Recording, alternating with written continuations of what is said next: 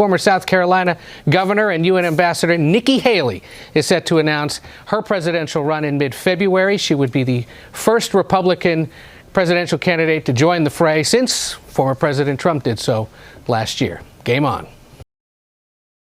Hey folks, Dale Jackson here for Yellow Hammer Now. Today I want to talk about a series of new polls in the presidential race. You have Nikki Haley entering into the race, and she's polling somewhere around 2%.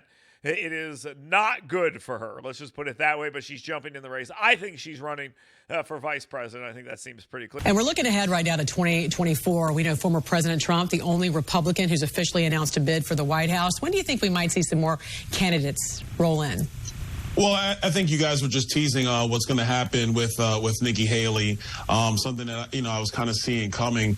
But it's very, very early. I think a couple things. One, this field is going to determine, in my view, how this really goes. Donald Trump is still the leader in the clubhouse.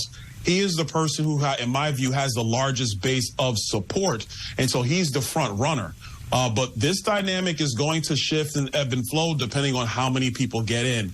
It is a two-man race. And if it is a two-man race, Ron DeSantis is probably doing pretty good against Donald Trump. But, well, it's a two-man race. There are other people in the race. And if you look at these polls here, it will show you those other people in the race are helping Donald Trump out pretty significantly. As you see, this poll done a week or so ago shows you that head-to-head, DeSantis is beating Donald Trump about 48-35. And then we are seeing in a broader race, you're seeing a bunch of people. Donald Trump has the advantage when there's a big field. So it's Trump versus the field, Trump versus DeSantis. In Alabama, yeah, same thing.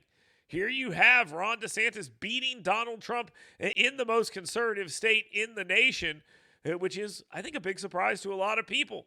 Look, the bloom is off the rose for Donald Trump. Look at the stuff he's tweeting. He's calling Ron DeSantis Ron DeSanctimonious and talking about vote totals and things like this, comparing elections that were presidential elections with higher turnout to elections that are not presidential elections, and claiming he won because he got more numbers. It's just, the whole thing is silly. He's talking about disloyalty. He's talking about these things. That shows he's nervous. This is a very good series of polls for Ron DeSantis, especially the one here in Alabama and beyond. The momentum is in his favor. Donald Trump's still the front runner right now, but the momentum for Ron DeSantis, I think, is very clearly here.